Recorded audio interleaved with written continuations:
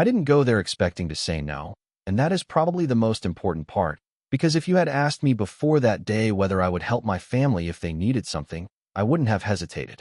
I had done it before, in smaller ways, and it always felt normal. That was just how things worked in my head. If someone needed something, and you could help, you helped. Or at least that was what I thought it was. The call came in the afternoon. My mom told me everyone would be there that evening, and that we needed to talk about something important. She didn't say what it was, just that it would be easier to explain in person. That alone should have told me something, but it didn't. To me, it just sounded like one of those family conversations that turn into long explanations, maybe a bit of tension, and then eventually some kind of solution that everyone agrees on. I didn't think I was walking into something that had already been decided. By the time I got there, everyone was already sitting down. My parents, my sister, and her husband. They weren't scattered around like people usually are when you walk into a normal visit. They were all in the same place, already waiting, like they had been sitting there for a while. That was the first thing that felt slightly off, not exactly wrong, just arranged in a way that immediately put me on alert. I said hello, sat down, and waited for someone to start explaining what this was about. No one did immediately. There was a pause that didn't feel like people gathering their thoughts. It felt like they were waiting for the right moment to begin something that had already been talked about. That was when I noticed the papers on the table. It was not one sheet either, but a full stack, neatly arranged and facing my seat. I remember looking at them for a second and thinking it was probably something related to my sister and her husband.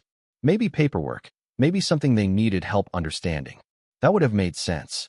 What didn't make sense was why those papers were placed directly in front of me. My sister was the first one to speak. She started explaining their situation, how things had been getting tighter financially, how the house payments were becoming harder to manage, how they had been trying to find solutions. Nothing she said was shocking. It was the kind of situation you hear about all the time. People stretch too far, something shifts, and suddenly what used to work doesn't anymore. I listened and nodded, and everything up to that point still felt like a normal conversation. Then she said something that changed the tone completely. She said, "We figured out a way to fix it." And that phrasing mattered, because it was not, "We're trying to figure something out," or "We might need help." It was, "We figured out a way." That's where something in my head paused, because when someone says they already figured it out, it usually means they're about to explain something that doesn't require your input. It requires your agreement. She slid the papers slightly closer to me, not aggressively, just enough to make it clear they weren't there by accident. Her husband started talking next and explaining the details, talking about refinancing, names on documents, shared risk, and what he kept calling a temporary arrangement. All words that sound reasonable when you hear them one at a time, but when you put them together, they start forming something else. Something that didn't feel like help. It felt like a plan, and not just any plan. A plan that already included me. I hadn't said anything yet, not because I agreed, but because I was still trying to understand exactly what they were asking, or more accurately, what they had already decided I would do. My mom spoke next. She didn't go into details. She just said, "It's the best option right now." That sentence doesn't ask for your opinion. It frames the situation. It sets the direction, and everything that comes after that is expected to follow it. I looked down at the papers again. My name was already there, not signed, but printed, placed, like it was just waiting for the last step. That's when the situation stopped being a conversation in my head, because you don't put someone's name on something like that unless you're already assuming the answer. I asked one question, not aggressively but directly. "When did you decide this?" There was a small pause, not long, but long enough to confirm what I already suspected. This wasn't something they had just come up with. This had been discussed, prepared, organized. Without me. My sister answered first. She said they had been looking into options for a while, and that this made the most sense for everyone. For everyone. That phrase is interesting, because it includes you, even when you weren't part of the decision. I asked a second question. "Why didn't you ask me before putting this together?" That's where the shift happened, not in volume, not in tone, in direction, because now it wasn't about explaining the plan anymore. It was about explaining why I wasn't asked, and that's a much harder thing to justify. My sister didn't answer immediately, not because she didn't have an answer, because she needed to choose the right one. There's a difference. If you don't know what to say, you pause differently. This wasn't that kind of pause. This was the kind where someone already has a version ready, but they're deciding how to present it so it sounds reasonable. She said, We didn't think it would be a problem. Not, we forgot. Not, we should have asked. We didn't think it would be a problem. That sentence sounds soft, but it does something very specific. It skips the question entirely. It turns "we didn't ask you" into "we already knew your answer." And if they already knew my answer, then this wasn't a discussion. It was confirmation. I didn't react immediately. I looked at her, then at my parents, then back at the papers. Nobody looked surprised. Nobody looked uncomfortable. They were watching me the way people do when they're waiting for you to catch up to something they already accepted. That's when I understood something else. This wasn't just her idea. This was already aligned. I asked, "So you all talked about this before I got here?" My dad answered that one. Short. Of course. No hesitation. No apology. Just obvious. Like it would have been strange if they hadn't. That landed harder than anything else so far, because it confirmed the part that matters most. Not only was I not asked. They didn't see a reason to ask. My mom leaned slightly forward and said, "We didn't want to stress you before we had a clear solution." That one was almost impressive because it sounds like consideration, but it does the exact opposite. It removes you from the process and then presents you with the outcome in a way that feels clean, final, and easier for them. I let that sit for a second. Then I said, "It's not less stressful to walk into something that's already done." Nobody disagreed with that, but nobody accepted it either. That was the pattern every time. They don't argue the logic. They just keep moving forward like the logic doesn't change anything. My sister picked it up again. She started explaining the numbers. Monthly payments. Interest. How adding my name would stabilize things. How it would only be temporary. Temporary. That word showed up again. It always does. Temporary makes everything easier to accept because you don't feel like you're committing. You feel like you're helping, but temporary only works if everyone agrees on what it means, and nothing about this felt defined. I asked, "How long is temporary?" She hesitated for the first time. A real hesitation, not a strategic one. A year. Maybe less. Maybe less. That's not an answer. That's a range, and ranges stretch. I nodded slowly, not agreeing, just processing. Her husband jumped in. He was more direct. This would fix everything. We'd get back on track, and then we'd take your name off. That sounds clean, but it depends on things going perfectly, and situations like that rarely go perfectly. I asked him, "And if it doesn't go like that?" He didn't answer right away. He smiled slightly. That kind of tight smile people use when they don't want to say the obvious part out loud. "We'll make sure it does." That's not a plan. That's confidence, and confidence doesn't remove risk. It just makes people more comfortable ignoring it. I leaned back in my chair and looked at all of them again. Nobody was pushing aggressively. Nobody was raising their voice. That's what made it worse, because it wasn't pressure in the obvious way. The pressure was already built into the situation before I even said anything. Everything was already set up. The papers, the explanation, the alignment between them. All that was left was my part. Signing. That's when my mom said something that changed the tone just enough. "You're not going to say no to family." She didn't say it like a threat. She said it like a fact. Like gravity. Like something that doesn't need to be argued. That sentence is designed to close the conversation, because if you accept it, there's nothing left to discuss, and if you reject it, you're not just rejecting the situation. You're rejecting the role they've already assigned to you. I didn't respond to that immediately. I looked at the papers again. My name. Already there. Waiting. That's when something clicked in a way that hadn't before. Up to that point, I was still treating it like a request that was presented badly, but it wasn't. This wasn't a request. Requests leave space for no. This didn't. This was a decision, and I was the last step in making it official. I said, "You're not asking me. You're telling me." That landed, not loudly, but clearly. My sister shook her head slightly. "No, we're explaining it to you." That's a subtle difference, but it changes everything, because if they're explaining it, then the outcome is already set, and my role is just to understand it, not to decide. I said, "Then what happens if I say no?" That's the question nobody wants to answer, because it forces the situation back into reality. There was another pause. Longer this time. My dad looked at my mom.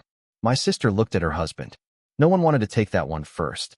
Finally, my mom said, "Why would you say no?" That's another tactic. Answering a question with a question. It avoids the scenario entirely. I didn't let it slide. "I'm asking what happens if I do." Silence again. Then my sister said, "We'd have to find another way." That's technically an answer, but it's incomplete, because it leaves out the part where I become the problem. I nodded. Okay, so there are other ways. Her husband leaned forward slightly. They're not good options. There it is. That was the pressure, and it wasn't direct, but it was there. If you don't do this, something worse happens, not to you, to them. And now you're not just making a decision. You're choosing consequences. That's when the situation finally felt clear, not emotionally. Structurally, I wasn't really being asked to help. I was just the easiest solution in the room. The lowest resistance path, and everything around me was arranged to make that path feel like the only reasonable one. I took a breath. Slow, not dramatic, just enough to reset my head. Then I said something that changed the entire direction of the room. I'm not signing anything today. No anger. No raised voice, just a line. Clean. Immediate. No delay.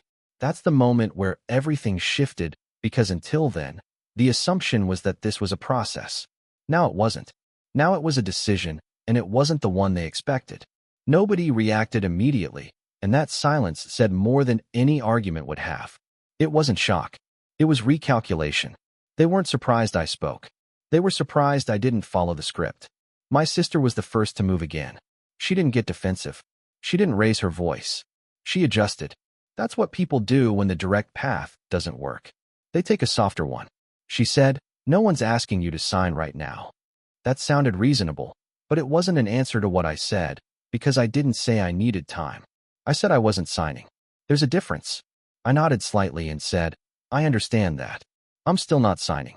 That's when the tone shifted again, not louder, just tighter.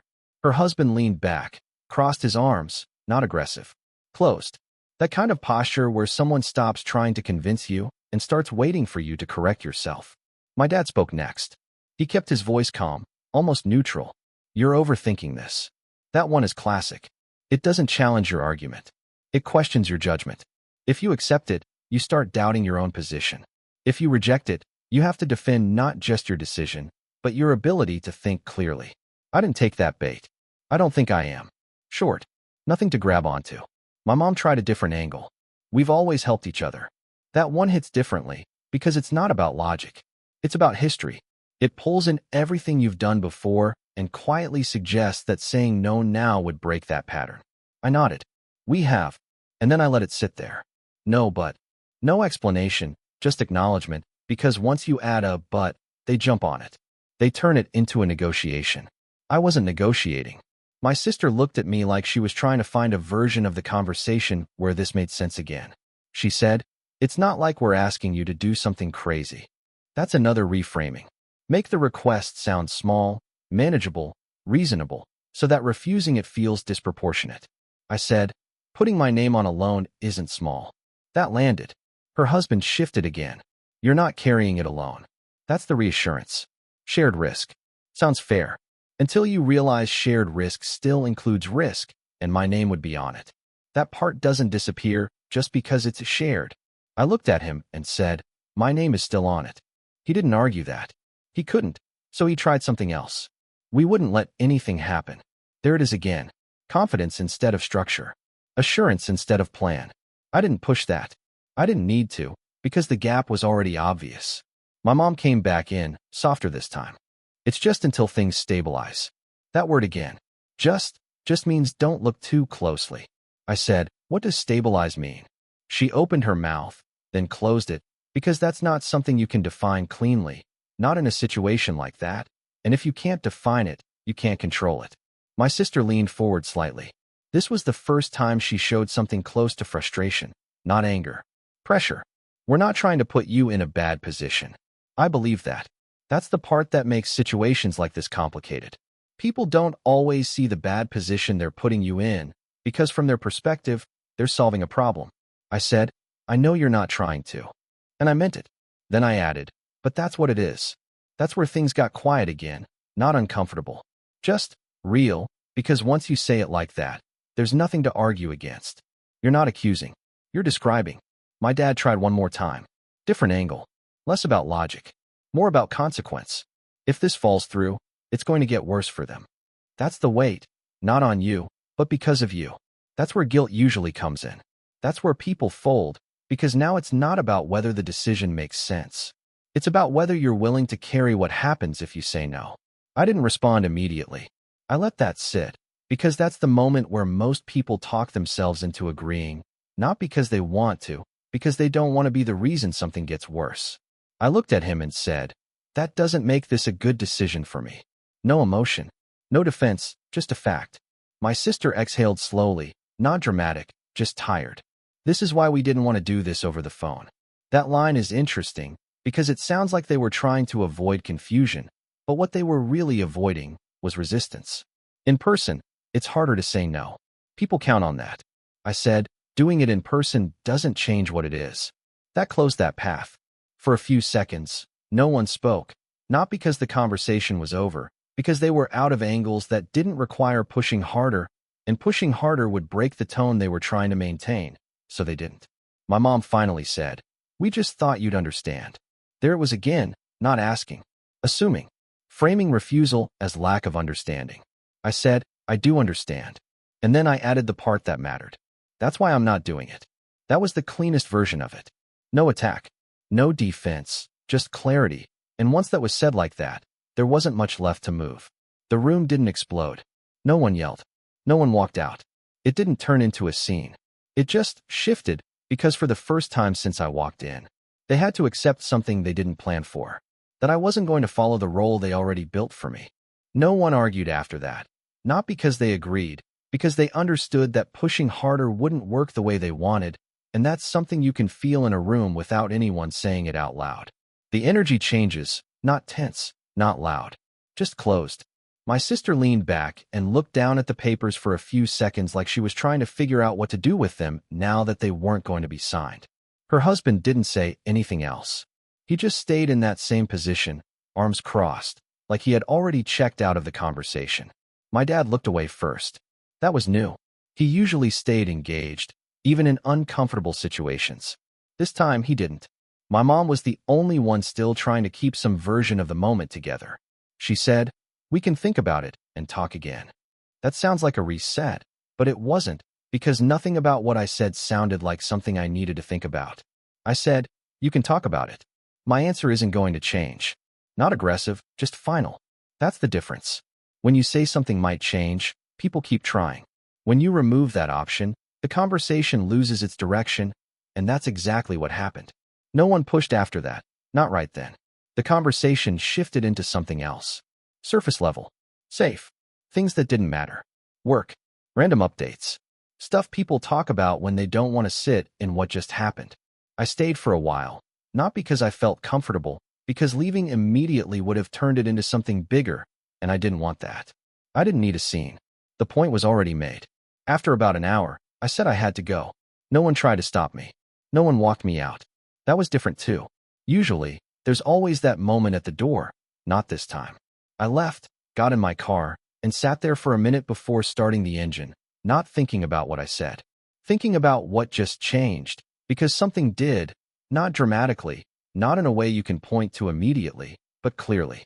That default yes version of me they were used to didn't exist anymore, and once that changes, everything around it adjusts. The next few days were quiet. No messages about the situation. No follow-ups. Nothing. Which is its own kind of response, because when people expect to convince you later, they usually keep the conversation alive. This time, they didn't. About a week later, my sister texted me, not about the papers, not about the plan, just something normal. A small update. Like nothing happened. That was another pattern too. If something doesn't go the way people expect, sometimes they just step around it and act like it wasn't important. I replied, normal, short, no tension, but also not the same, because even if the conversation moved on, the context didn't disappear. It just sat under everything else. A few days after that, I heard they were looking at other options. Different arrangements, not ideal, but possible. That confirmed what I already knew. There were always other ways. I just wasn't the easiest one anymore. Family gatherings after that felt slightly different, not cold, not distant in an obvious way, just more careful. Less assumption, more space. No one brought up money. No one brought up help in that same tone, and more importantly, no one made decisions for me before I walked into the room again. That part changed completely. No one said it out loud, but it was clear. That line didn't just apply to that one situation. After that, People dealt with me differently, and that was the part one noticed most. Saying no once doesn't just affect that one moment. It changes how people approach you after, not always immediately, not always comfortably, but consistently. I still see them. We still talk. Nothing broke, but something adjusted, and honestly, that's all I needed, because I didn't walk in there trying to make a statement. I walked in thinking I was going to help, and I walked out realizing that help, when it's already decided for you, isn't really help. It's something else, and once you see that clearly, it's a lot harder to pretend you don't.